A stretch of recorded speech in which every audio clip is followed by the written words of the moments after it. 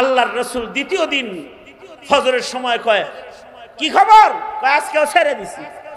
ছাড়ছো কেন? আর চুরি করবে না, খুব করে ওয়াদা দিয়ে গেছে আর চুরি করবে টরবে না।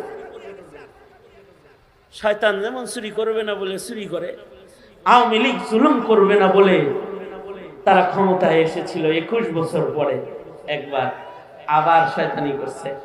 কয়দিন পরে দেখবেন আবার বলবে আমরা আর শাপলার হত্যাকাণ্ড ঘটাবো না, গণহত্যা করব না, আমরা মানুষের অধিকার নষ্ট করব না।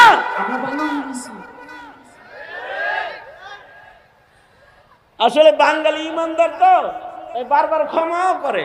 আবু হুরায়রা ক্ষমা করে দিয়েছেন, বাঙালিও জালিম করে ক্ষমা করে, সহজে ভুলে যায়।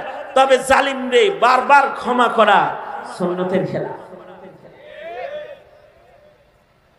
সতর্ক থাকতে হয়। হযরত আবু হুরায়রাকে নবীজি সতর্ক করে দিয়েছে যে সাবধান, আবার আইব কিন্তু।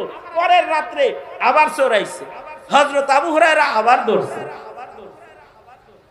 ধরে কয় কি রে 2 দিন ছেড়ে দিছি, আবার আইছিস তুই?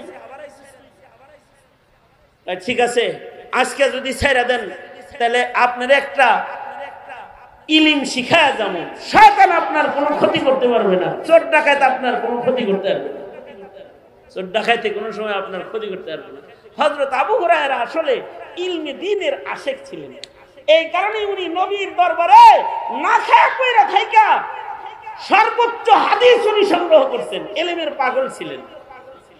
শয়তানে কইছে ইলম শিখাইবো, উনি রাজি হয়ে গেছে, ঠিক আছে শিখাও, তাহলে ছেড়ে দিই। শয়তানে কয় আয়াতুল কুরসি বলে, আয়াতুল কুরসি আমল করেন, এই চোর ডাকাইতে কোনো ক্ষতি মধ্যে আপনার করতে পারবে না।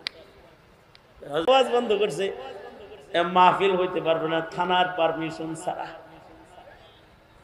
ইয়াজিদি বাহিনী মদিনার আজান বন্ধ করে দিয়েছিল, 3 দিন মসজিদের নববীতে আজান হয় নাই, আর জমিনের